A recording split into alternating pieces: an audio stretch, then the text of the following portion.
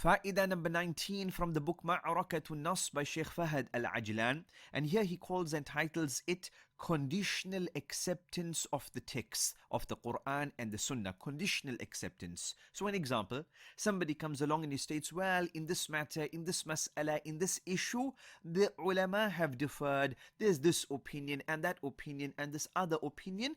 And so at the end of the day, there's no consensus on the matter. There's no ijma on the matter. And so one can do as one wishes. So this is what the Shaykh is discussing. He states that you find some liberals and others, they survey the books of fiqh, the books of the ulama, and then they find certain lone opinions, certain obscure opinions that fit their worldview. And then they come along and they say, well, this issue XYZ, etc., XYZ, this is allowed because so-and-so scholar allowed it, because there's ikhtilaf in the matter, because the ulama have differed. And so this individual automatically equates deferring of the scholars to equal that something is allowed, that this equals consent. Anything and everything that comes along, he says, well, there's ikhtilaf in this matter here, so one can do as one wishes, as if ikhtilaf equals acceptance, ibaha, permissibility and consent.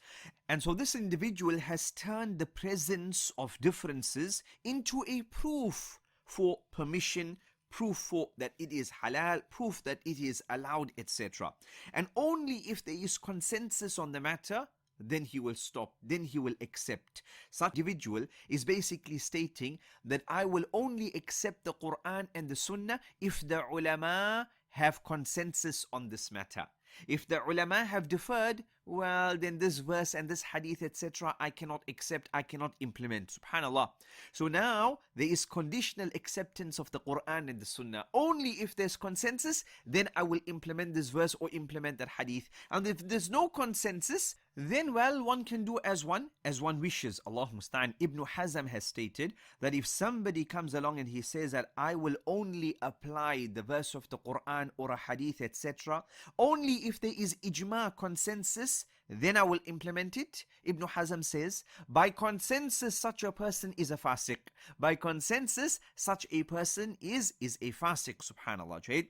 Also, subhanallah, this individual, you would find that if there is consensus, then he has the sickness in the heart and he comes along and he says, well, is there really consensus on this matter? We need to double check in this matter here. Is there really consensus? Is there really ijma?